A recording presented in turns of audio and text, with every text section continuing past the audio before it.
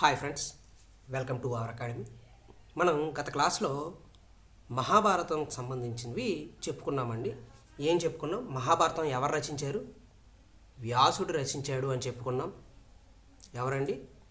వ్యాసుడు రచించాడు అని చెప్పుకున్నాం.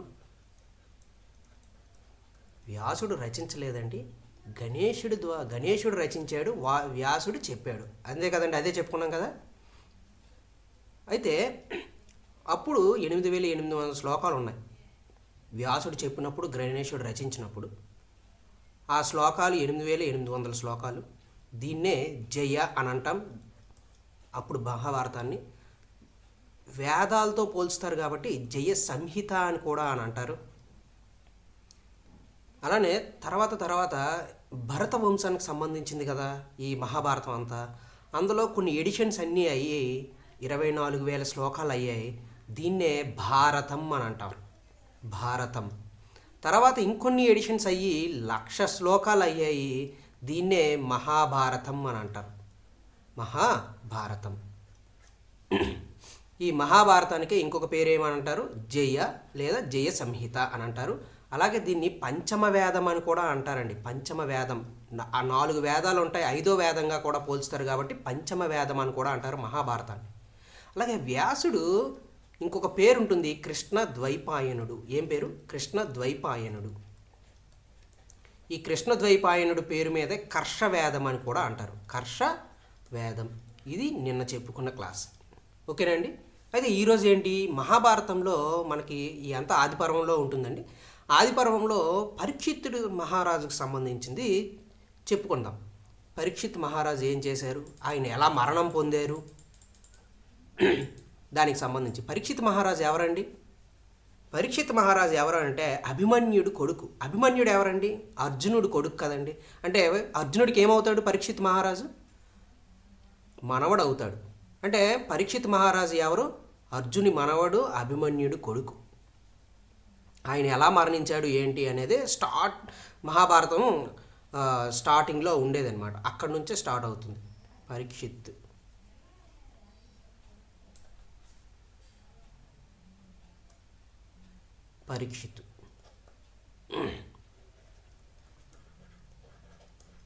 పరీక్షిత్. ఓకేనండి. ఈయన ఎలా మరణించాడు? ఈయన ఎవరి కొడుకు అన్నాం? అభిమన్యుడు. ఎవరి మనవడు? అర్జునుడి మనవడు. ఒకరోజు ఈ పరీక్షిత్ మహారాజు వేటకు వెళ్తాడండి. ఆ వేటకి వెళ్తే ఒక లేడీని పట్టుకుంటాడు. ఆ లేడీ దొరకదనమాట. ఆ వేట ఆడుతున్న సమయంలో లేడీ దొరకదు. లేడీ తరుముతూ ఉంటుంది, ఎక్కడికి పడితే అక్కడికి ఎలా వెళ్ళిపోతుంది. అలా ఒక వేరే దారిలోకి వెళ్ళిపోతుంది. దాన్ని వెంబడిస్తూ వెళ్తాడు పరీక్షిత్ మహారాజు. ఆ దారిలో మనకి సమీకు మహర్షి అని చెప్పి అక్కడ తపస్సు చేసుకుంటూ ఉంటాడు. సమీకుడు మహర్షి. సమీక మహర్షి తపస్సు చేసుకుంటే ఆ తపస్సులో ఉన్న సమీకునికి పరీక్షిత్ మహారాజు వెళ్ళి, మహర్షి ఇటువైపు ఏమైనా లేడీ వచ్చిందా అని అడుగుతాడు. సమీకుడు మౌనవ్రతంలో ఉండడం, తపస్సు చేసుకుంటూ ఉండడంలో సమాధానం ఇవ్వడనమాట. మళ్ళీ అడుగుతాడు పరీక్షిత్ మహారాజు, మళ్ళీ చెప్పడు. అయితే ఈ సమీకుడు పరీక్షిత్ మహారాజుకి కోపం వచ్చేస్తుంది. ఈ చెప్పడం లేదు నాకు, ఈయన ఎంత ఇది అది పొగరు అది ఇది అనుకొని తప్పుగా మౌనవ్రతంలో ఉన్నాడు, తపస్సు చేసుకుంటున్నాడు అని లేకుండా తెలుసుకోకుండా తప్పుగా అర్థం చేసుకొని సమీకుడు మహర్షి పైన చనిపోయిన పాముని మెడలో వేసేసి తన నగరానికి వెళ్ళిపోతాడు పరీక్షిత్ మహారాజు. చనిపోయిన పాముని ఎవరి మెడలో వేస్తాడు? సమీకుని మెడలో వేసేసి పరీక్షిత్ మహారాజు తన నగరానికి వెళ్ళిపోతాడు. తర్వాత కొంత సమయానికి సమీక మహర్షి దగ్గరికి వాళ్ళ కొడుకు వస్తాడనమాట. సమీక మహర్షి అప్పటికీ తేరుకోలేదు, తపస్సులోనే ఉంటాడు. ఆ దగ్గరలో వీళ్ళ కొడుకు ఉంటాడు, శృంగి మహర్షి కొడుకు. ఎవరి కొడుకు అండి? సమీకుని కొడుకు శృంగి మహర్షి వస్తాడు. చనిపోయిన పామును మెడలో చూసి ఈ శృంగి మహర్షికి కోపం వచ్చేస్తుంది. వాళ్ళ తండ్రి పైన ఎవరు వేశారు ఏంటి అని చెప్పి చాలా విపరీతమైన కోపం వచ్చేస్తుంది. ఈలోపు శాపం విధించేస్తాడు. సమీకుడు తేరుకునే లోపే శాపం విధించేస్తాడు. ఏమని? శృంగి మహర్షి, ఎవరైతే తన తండ్రి పైన చనిపోయిన పామును మెడలో వేసేసి వెళ్ళిపోయారో వాళ్ళకి 7 రోజుల్లో ఏంటంటే శాపం, 7 రోజుల్లో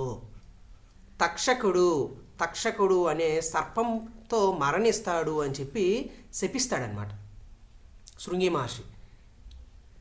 కొంత సమయానికి సమీకుడు తేరుకుంటాడు, అంటే తపస్సు నుంచి లేస్తాడు. తపస్సు నుంచి లేచి శృంగి మహర్షి ఇది తనకి ఇలా జరిగిందని చెప్పి తెలుసుకుంటాడనమాట సమీకుడు మహర్షి కూడా. అప్పుడు శృంగి మహర్షిని అంటాడు, తప్పుగా నువ్వు ఇలా శపించావు, చిన్న శిక్షకే నువ్వు అంత పెద్ద శిక్షను విధించేసావే అని చెప్పి శృంగి మహర్షికి చెప్తాడు. కానీ శృంగి మహర్షికి శాపం ఇవ్వడమే వచ్చు కానీ వెనక్కి తీసుకోవడం తెలీదు, వెనక్కి తీసుకోవడం రాదు. దాంతో శృంగి మహర్షి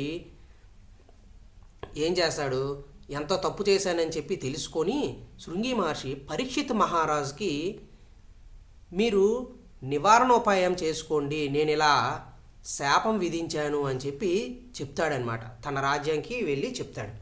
ఇది ఇక్కడ జరుగుతుంది. ఓకేనండి. ఏమైంది, పరీక్షిత్ మహారాజు వేటకు వెళ్ళాడు. అక్కడ లేడిని వెంపడిస్తున్న సమయంలో లేడి దొరకకపోకుండా సమీకుడు మహర్షి అడిగితే సమాధానం చెప్పలేదని తప్పుగా అర్థం చేసుకొని సమీకుడి మెడలో పాముని వేసేసి వెళ్ళిపోతాడు. అది చూసిన శృంగి మహర్షికి కోపం వస్తుంది, శపిస్తాడు, 7 రోజుల్లో తక్షకుడు కాటు వేయడంతో మరణిస్తాడు అని చెప్పి. దీంతో శాపం విధించడమే వచ్చు కానీ వెనక్కి తీసుకోవడం రాదు శృంగి మహర్షికి. పరీక్షిత్ మహారాజుకి మీరు నివారణోపాయం చేసుకోండి, నేను శాపం వెనక్కి తీసుకోలేను, వెనక్కి తీసుకునే ఇది లేదు నాకు అని చెప్పి పేర్కొంటాడు. దాంతో పరీక్షిత్ మహారాజు భయపడి ఒక 6 రోజులు ఏ అడ్డు ఆపు లేకుండా ఒక 7 రోజుల్లో అన్నారు కదా, 6 రోజుల వరకు పరీక్షిత్ మహారాజు తన రాజ్యంలోనే ఎక్కడికి వెళ్లకుండా తన రాజ్యంలోనే అలా ఉండిపోతాడనమాట. తన రాజ్యంలోనే ఎక్కడికి వెళ్లకుండా తన రాజ్యంలోనే చీమ గేమ ఏమీ లేకుండా బందోబస్తుతో మొత్తం సైనికులతో తన రాజ్యంలో తన ఒక అంతఃపురంలో ఉంటాడనమాట పరీక్షిత్ మహారాజు. అయితే పరీక్షిత్ మహారాజు ఇలా శాపం గురించి తెలుస్తుంది కశ్యపుడు అనే బ్రాహ్మణునికి. పరీక్షిత్ మహారాజు శాపం గురించి కశ్యప బ్రాహ్మణునికి తెలుస్తుందన్నమాట. ఈయన నివారణోపాయం ఆయన నివారణ చేద్దామని చెప్పి ఈ శాపం నుంచి విముక్తి చేద్దామని చెప్పి కశ్యపుడు పరీక్షిత్ మహారాజు రాజ్యానికి వెళ్తుంటాడు. ఆ వెళ్తున్న దారి మధ్యలో తక్షకుడు వస్తాడు. తక్షకుడు వచ్చి కశ్యప బ్రాహ్మణ్ణి మభ్యపెట్టి వెనక్కి మరలిస్తాడనమాట. పరీక్షిత్ మహారాజు దగ్గరికి వెళ్లకుండా వెనక్కి మరలిస్తాడు. పరీక్షిత్ మహారాజుకి రాజ్యానికి వెళ్లకుండా కశ్యపుడిని వెనక్కి పంపించేస్తాడనమాట. ఇలా జరుగుతుంది. ఇలా జరిగి 6 రోజులు అవుతుంది. 7వ రోజు వచ్చింది. 7వ రోజు అంటే 6 రోజులు అయింది, 7వ రోజు ఏం కాదు అని చెప్పి పరీక్షిత్ మహారాజు నిదానంగా ఉంటాడనమాట. ఏమీ అడ్డు అదుపు లేకుండా నిదానంగా ఉంటాడు. నాకేం కాలేదు, నాకేం భయం లేదు, శాపం ఏం లేదు, ఏం లేదు అనుకొని ఉంటాడు. అయితే 7వ రోజు తక్షకుడు కొంతమంది సర్పాలని ముని రూపం ధరించమని కొన్ని ఫలాలు ఇస్తాను, ఆ ఫలాలు పరీక్షిత్ మహారాజుకి ఇవ్వండి అని చెప్పి చెప్తాడు. ఈ ఫలాల్లోనే తక్షకుడు ఉంటాడనమాట. ఒక పురుగు రూపంలో తక్షకుడు ఈ ఫలాల్లో ఉంటాడు. అయితే ఈ పరీక్షిత్ మహారాజు ఆ ఫలాలను తీసుకొని తిందామనే సమయానికి ఇక్కడ పురుగుని చూస్తాడు. ఈ పురుగుని చూసేసరికి ఈ పురుగు చిన్నది అలా పెద్దదయ్యి తక్షకుడిగా మారి పరీక్షిత్ మహారాజుని కాటేస్తుంది. అక్కడ ఉండే రాజ్యంలో అందరూ చూస్తుండగానే పరీక్షిత్ మహారాజు మరణిస్తాడనమాట. పరీక్షిత్ రాజు మరణిస్తాడు. అలా ఆ పరీక్షిత్ మహారాజు మరణిస్తాడనమాట. ఏమైంది, పరీక్షిత్ మహారాజు అక్కడితో మరణం సంభవించింది. అయితే ఈ పరీక్షిత్ మహారాజు తర్వాత తన కొడుకు జనమేజయుడు, ఎవరండి కొడుకు జనమేజయుడు,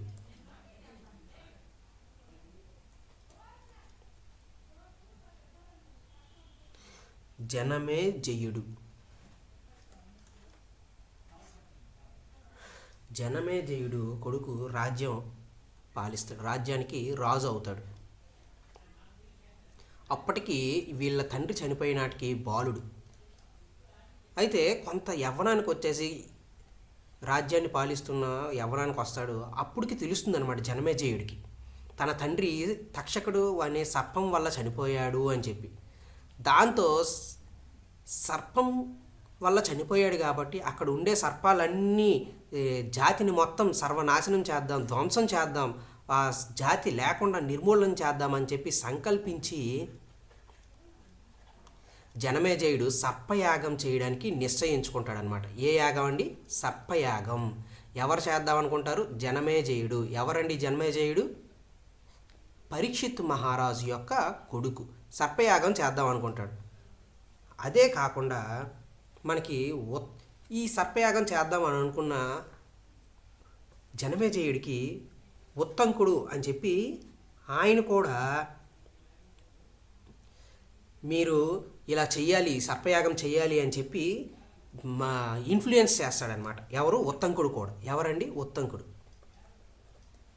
ఇన్ఫ్లుయెన్స్ చేస్తాడు. సర్పయాగం చెయ్యాలి, మీరు చెయ్యాలి, మీ తండ్రికి పగ తీర్చుకోవాలి, ఇలా ఇలా అని చెప్పి ఉత్తంకుడు ఇన్ఫ్లుయెన్స్ చేస్తాడు. ఎవరు ఈ ఉత్తంకుడు? ఈ ఉత్తంకుడు ఒక తాపసి అనమాట. తపస్సు చేసుకునే ఒక ఋషి. ఈయన గురుదక్షిణకై పౌష్య మహారాజు అని చెప్పి ఉంటాడనమాట. ఎవరు? ఈయన ఎందుకు ఆయనకి ఇన్ఫ్లుయెన్స్ చేస్తున్నాడు అని అంటే పౌష్య మహారాజు అని చెప్పి ఉంటారు.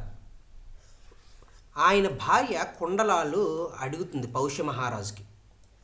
కుండలాలు, ఈ కుండలాలు తీసుకురావడానికి ఉత్తంకునికి చెప్తాడనమాట. కుండలాలు తీసుకొని రా అని చెప్పి. గురుదక్షిణగా ఆ కుండలాలను తీసుకురావడానికి ఉత్తంకుడు వెళ్తాడు. ఆ దారి మధ్యలో తక్షకుడు ఆ కుండలాలు తీసుకొని ఉత్తంకుడిని 30 తిప్పలు పెడుతుంది. దాంతో ఈ ఉత్తంకుడు పగ పెంచుకుంటాడు. తక్షకుడు పైన పగ పెంచుకుంటాడనమాట. ఈ పగ కాస్త ఈ జనమేజయుడు సర్పయాగం చేస్తాడు. ఈ ఇద్దరూ కలిసి ఎలా ఆయన ఈ సర్పజాతిని నిర్మూలిద్దాం, ఈ తక్షకుడిని సంహరిద్దామని చెప్పి అనుకొని ఈ సర్పయాగం నిర్వహించడానికే పూనుకుంటారనమాట. ఏంటండి? సర్పయాగం నిర్వహించడానికే పూనుకుంటారు.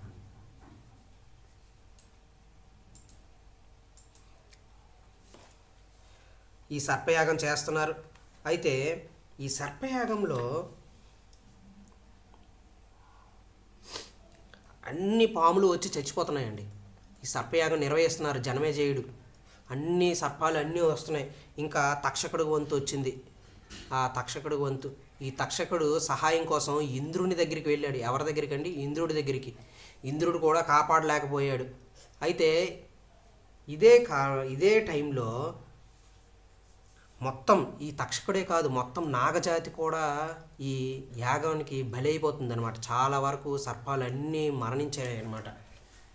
అయితే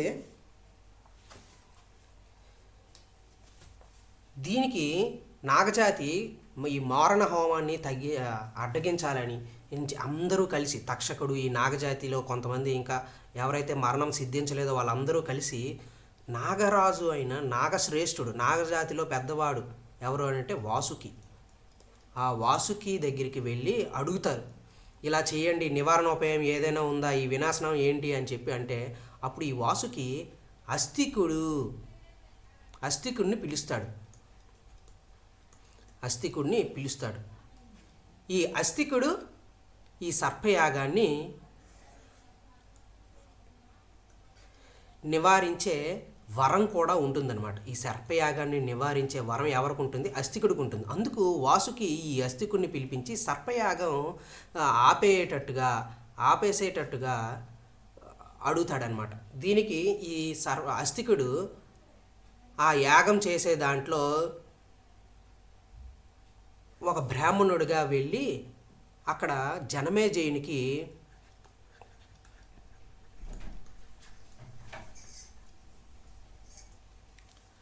అస్థికుడు వరం ఉంటుంది. ఏంటి? సర్పయాగం నివారించే వరం ఉంటుంది, సర్పయాగాన్ని ఆపేసే వరం ఉంటుంది. అందుకు అస్థికుడు ఈ సర్పయాగం నిర్వహించే జనమేజయుడి దగ్గరికి వెళ్తాడనమాట. ఈ సర్పయాగంలో మంత్రాలు తంత్రాలు అన్నీ చేసి జనమేజయుడి యొక్క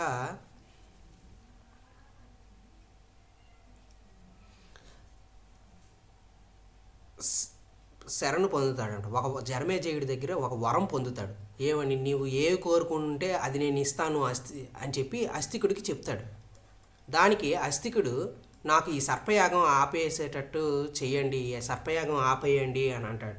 దాంతో ముందు కాదు అని అనుకున్నా, సరే ఈ సర్పయాగం ఆపేద్దామని చెప్పి వరం ఇచ్చాము, కోరుకోమన్నాము, ఆయన కోరుకున్నాడు అని చెప్పి జనమేజయుడు సర్పయాగాన్ని ఆపేస్తాడు. అప్పటికే మనకి చాలా నష్టం జరుగుతుంది, నాగజాతికి చాలా నష్టం జరుగుతుంది అనమాట అప్పటికే. అదే సమయంలో జనమేజయుడి దగ్గరికి వ్యాసుడు వస్తాడనమాట. వ్యాసుడు సర్పయాగం జరుగుతున్న టైంలోనే వ్యాసుడు కూడా వస్తాడు. జనమేజయుడు వ్యాసుడిని పూజించి, వ్యాస మహర్షి తన పూర్వీకులైన కురు పాండవుల యొక్క కథను వివరించండి అని చెప్పి జనమేజయుడు అడుగుతాడు వ్యాసుడిని. అయితే వ్యాసుడు అక్కడే ఉన్న వైశంపాయనుడు, ఎవరండి, వైశంపాయనుడు అక్కడే ఉన్న వైశంపాయనుడికి జనమేజయుడికి నేను చెప్పిన, అంటే వ్యాసుడు వైశంపాయనుడికి చెప్తాడనమాట ముందుగానే ఆ మహాభారతాన్ని చెప్పండి అని చెప్పి ఉపదేశించి వ్యాసుడు వెళ్ళిపోతాడు. తర్వాత జనమేజయుడికి వైశంపాయనుడు మహాభారతాన్ని వివరిస్తాడు. ఇక్కడతో ఈ సర్పయాగం కూడా ముగుస్తుందన్నమాట. సర్పయాగం ముగిసిపోవడం, అక్కడికి మధ్యలో ఆపేయడం, ఇవన్నీ జరుగుతుంది. ఓకేనండి, ఇది దీనికి సంబంధించింది. అయితే ఇక్కడ కొన్ని గుర్తుపెట్టుకోవాల్సిన అంశాలు కొన్ని ఉన్నాయి. ఏంటండి, ఎలా మరణించాడు, పరీక్షిత్ మహారాజు గురించి ఒకసారి ఏమేమి చెప్పుకున్నాం ఒకసారి. పరీక్షిత్ మహారాజు ఎలా మరణించాడు, తక్షకుడు ద్వారా మరణించాడు. ఎన్ని రోజుల్లో, 7 రోజుల్లో మరణిస్తాడు అని చెప్తే 7 రోజుల్లో. సర్పయాగం ఎవరు నిర్వహించారు, జనమేజయుడు. ఎవరండి, జనమేజయుడు. దీనికి ఇన్ఫ్లుయెన్స్ చేసింది ఎవరు, ఉత్తంకుడు కూడా ఇన్ఫ్లుయెన్స్ చేశాడు. ఉత్తంకుడు, వీళ్ళిద్దరికీ ఎవరి మీద పగ, తక్షకుడి మీద పగ, అందుకని చేశారు సర్పయాగం. ఏ యాగం చేశారు, సర్పయాగం. ఈ తక్షకుడు ఇంద్రుని సహాయం తీసుకున్నాడు. తర్వాత నాగజాతి కూడా వీళ్ళందరూ కలిసి వాసుకి దగ్గరికి వెళ్ళారు. వాసుకి అస్తికుడికి సర్పయాగం నివారణ చేసే వరం ఉందని తెలుసుకొని ఆయన్ని పంపిస్తారు ఈ సర్పయాగం దగ్గరికి. సర్పయాగంలో అస్తికుడు పూర్తిగా ఆయన మంత్రాలు దీంతో అందరికీ ఆశ్చర్యాన్ని కలిగిస్తాడు. ఈ ఆశ్చర్యం కలిగించడంలో జనమేజయుడు కూడా ఆశ్చర్యపోయి తనకి ఏదైనా కోరుకోమంటాడనమాట అస్తికుడికి. అస్తికుడు సర్పయాగం ఆపేయండి అని చెప్పి కోరుకుంటాడు. దాంతో సర్పయాగం కూడా ఆపేస్తారు. తర్వాత జనమేజయుడి దగ్గరికి వ్యాసుడు వస్తాడు. వ్యాసుడికి తన కురు పాండవుల వంశాల యొక్క గురించి చెప్పండి, మీరు రాసిన మహాభారతం గురించి చెప్పండి అని చెప్పి జనమేజయుడిగా కోరితే వ్యాసుడు, నేను వైశంపాయనుడికి చెప్పాను, వైశంపాయనుడు నీకు చెప్తాడు అని చెప్పి ఉపదేశిస్తాడు. దాంతో వైశంపాయనుడు జనమేజయుడికి మహాభారతాన్ని వివరిస్తాడు. ఇది మనం ఇప్పుడు వరకు చెప్పుకున్నాం. అయితే ఇక్కడ కొన్ని చెప్పుకోవాల్సినవి ఇంకా ఉన్నాయి. ఏంటి అని అంటే, ఇక్కడ మనకి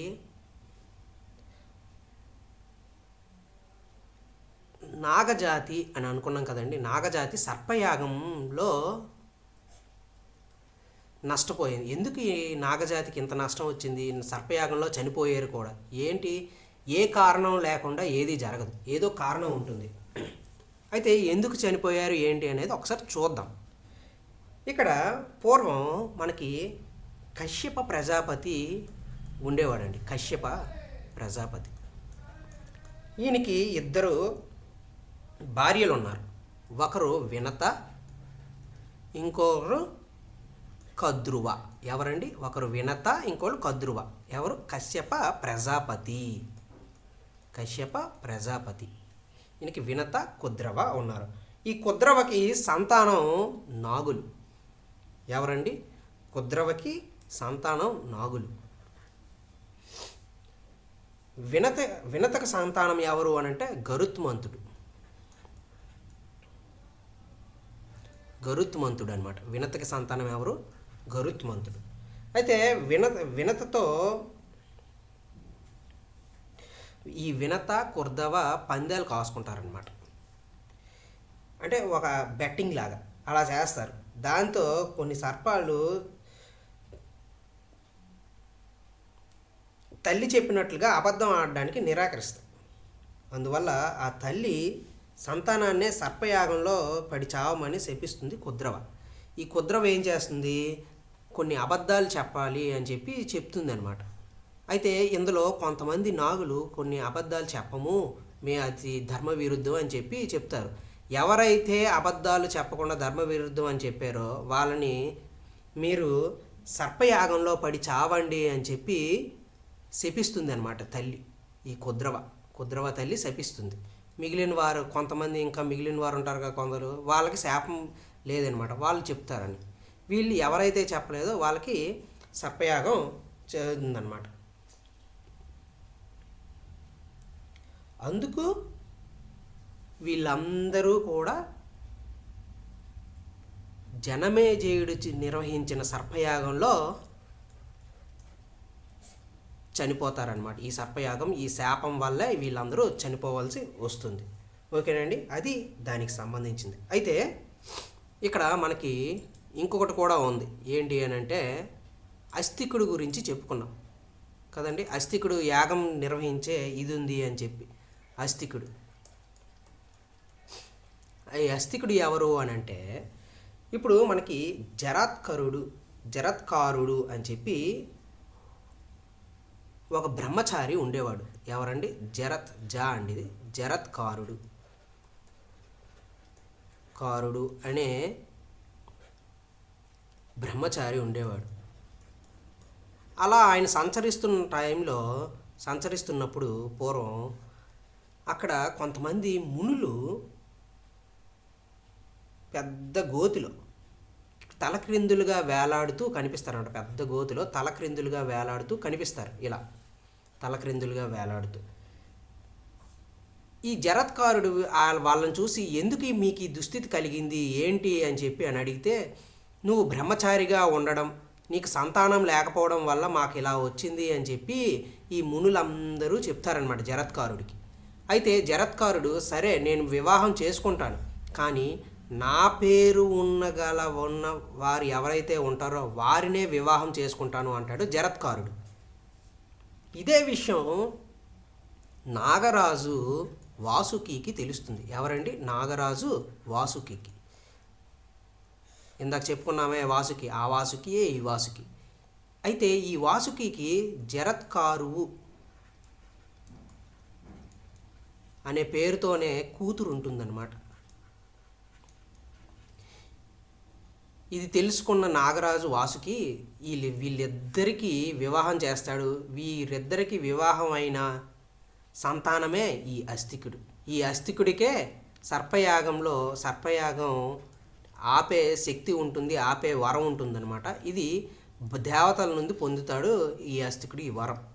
అలా నాగరాజు వాసుకి ఈ వరాన్ని అస్తికుడు ఉందని తెలుసుకొని మనకి సర్పయాగంలో ఆపేసేటట్టు చేస్తాడనమాట. ఇది దీనికి సంబంధించింది. ఎవరెవరికి ఏంటి అనేది చూసుకున్నాం. ఓకేనండి, ఇది అస్తికుడి యొక్క వృత్తాంతం. నాగజాతి ఎందుకు సర్పయాగంలో పడి మరణించింది అంటే, కుద్రవ తల్లి ఎవరైతే ఉన్నారో, నాగుల తల్లి కుద్రవ, ఆవిడ చెప్పిన మాటలు చెప్పకపోవడం వల్ల, అబద్ధాలు చెప్పండి అని చెప్పకపోవడం వల్ల వాళ్ళందరికీ శాపం విధించారు. ఆ శాపం జనమేజయుడి ద్వారా తీరింది అనమాట. ఇది దీనికి సంబంధించింది. ఓకేనండి,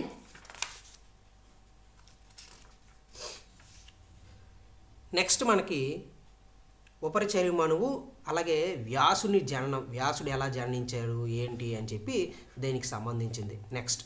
ఓకేనండి, ఇవి దీనికి సంబంధించిన క్లాస్. మరిన్ని విషయాలు నెక్స్ట్ క్లాస్లో తెలుసుకుందాం. Thank you very much.